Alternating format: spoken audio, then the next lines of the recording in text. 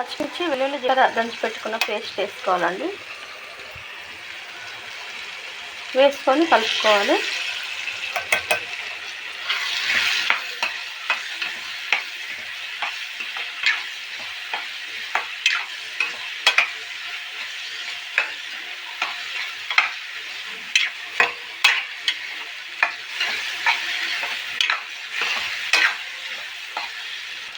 ఇప్పుడు మనం ఇందులో సాల్ట్ యాడ్ చేసుకోవాలండి, మీకు సరిపడినంత.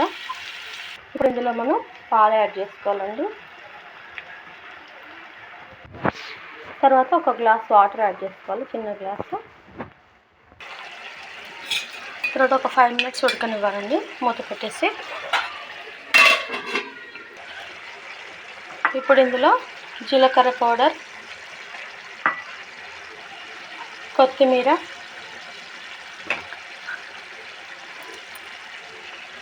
వేసి కలుపుకోవాలి.